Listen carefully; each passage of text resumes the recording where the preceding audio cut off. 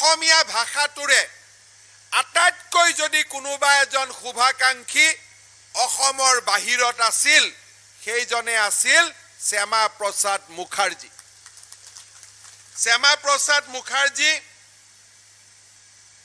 তেওঁ যেতিয়া কলিকতা বিশ্ববিদ্যালয়ত ভাইচ চেঞ্চেলৰ আছিল তেওঁ প্ৰথম কলিকতা ইউনিভাৰ্চিটিত অসমীয়া ভাষা প্ৰৱৰ্তন কৰিছিল যে Assamese will be a language, Assamese will be a subject in Calcutta University.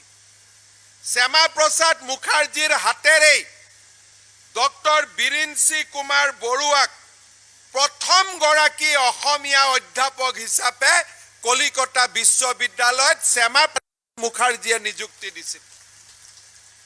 Shyama Prasad Mukherjee অসমত তেওঁ বহুত ঘূৰিছিল, মৰিয়নি বিভিন্ন স্থানত ঘূৰিছিল আৰু তেখেতে কৈছিল যে অসমত অসমীয়া ৰাজ্যিক ভাষা হোৱা উচিত।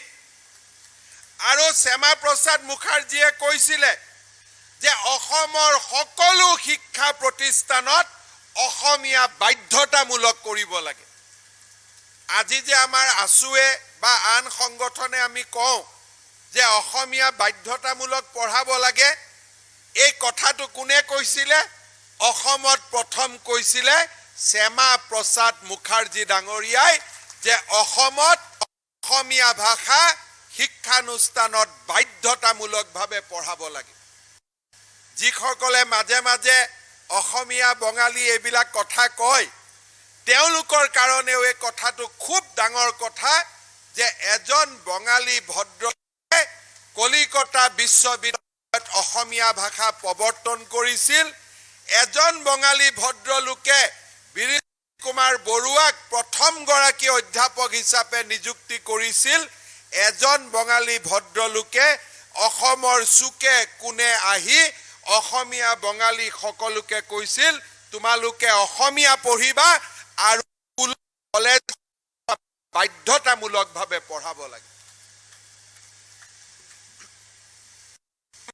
প্ৰসাদ মুখাৰ্জীৰ লগত অসমৰ সম্পৰ্ক ইয়াতে শেষ হৈ নাযায়। কেইদিনমান আগতে মোক কটন কলেজৰ এগৰাকী অধ্যাপিকা মোক পঢ়াইছিলে, ডক্টৰ পদ্মা শৰ্মা বাইদেউক এটা হোৱাটছআপ পঠাইছিলে যে শ্যামা প্ৰসাদ মুখাৰ্জীয়ে কি ধৰণে সুন্দৰ ভাৱেৰে অসমৰ মানুহৰ লগত চিঠিৰ আদান প্ৰদান কৰিছিল। তেওঁলোকৰ ককায়েকলৈকে অহা চিঠি এখনৰ কপি এটা মোক পঠাই দিছিল।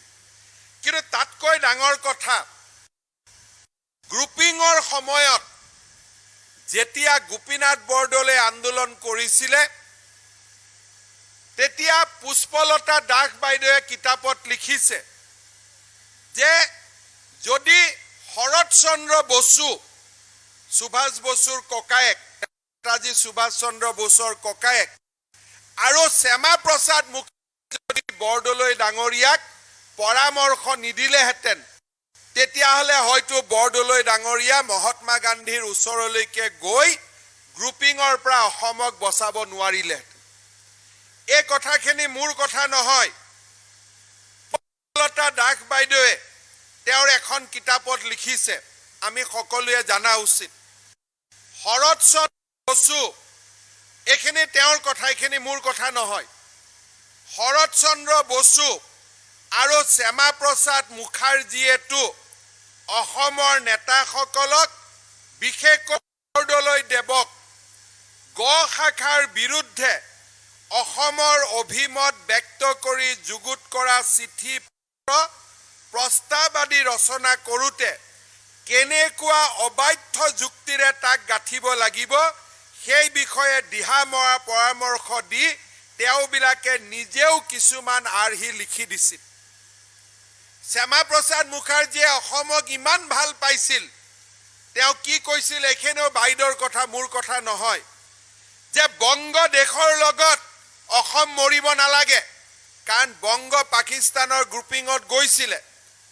তেতিয়া শ্যামা প্ৰসাদ মুখাৰ্জীয়ে গোপীনাথ বৰদলৈক কৈছিল যে তোমালোকে বংগৰ লগত মৰিব নালাগে, অসমে যুঁজ দিয়ক, এই আচৰণ গ্ৰুপিং আঁচনিখন ব্যৰ্থ কৰি দিয়ক।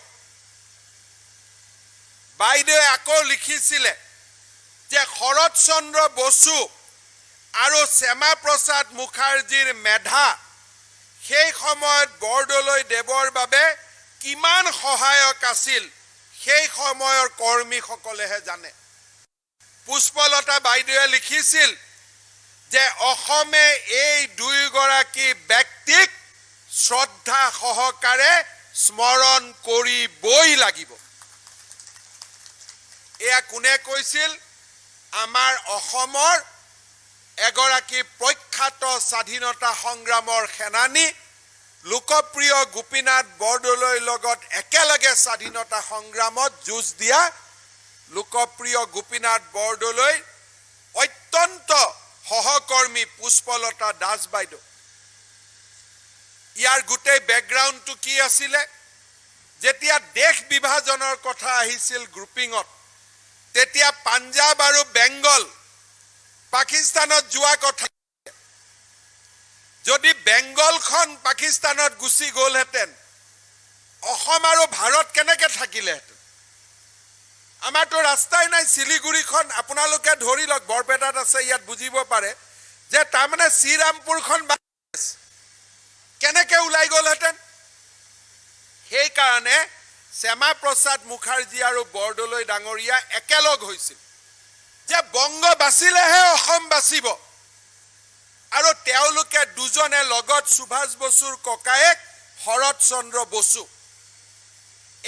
একেলগে সংগ্ৰাম কৰাৰ পিছত গ্ৰুপিঙৰ আঁচনি ব্যৰ্থ হৈছিল, বংগ বিভাজন হৈছিল, পাঞ্জাব বিভাজন হৈছিল আৰু অসম আৰু ভাৰতৰ মাজত আজি আমি চিকেন নেক বুলি যিটো কওঁ, শিলিগুৰি কৰিডৰটো আমি লাভ কৰিছিল।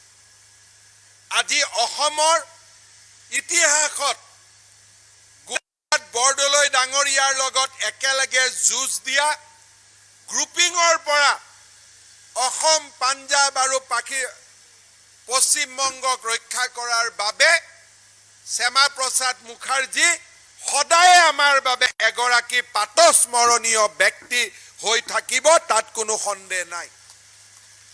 আমাৰ বাবে দুৰ্ভাগ্যৰ কথা যে যিসকলে হিন্দু সমাজখনক অসমীয়া বঙালী আদিৰে বিভাজন কৰিব খোজে, তেওঁলোকৰ বাবে আমি অসমৰ যিসকলে হিষ্ট্ৰী লিখো, তেওঁলোকে শ্যামা প্ৰসাদ মুখাৰ্জী ডাঙৰীয়াৰ আমাৰ জীৱনৰ এই বিশাল অৱদান তেওঁলোকে লুকাই থৈ দিছে। মই কিতাপত কেতিয়াও পঢ়া নাছিলো সৰুৰ পৰা, কিন্তু লাহে লাহে লাহে লাহে যেতিয়া পুষ্পলতা দাস বাইদেউৰ কিতাপ ওলাল, তাৰ পিছত বৰদলৈ ডাঙৰীয়াৰ বিষয়ে জীৱনীবোৰ লিখিব আৰম্ভ হ'ল, সেই সময়তে শ্যামা প্ৰসাদ মুখাৰ্জী ডাঙৰীয়াৰ আমাৰ জাতীয় জীৱনলৈ, আমাৰ ভাষা সংস্কৃতিলৈ থকা বিশাল অৱদানৰ কথা আমি জানিব পাৰিলো।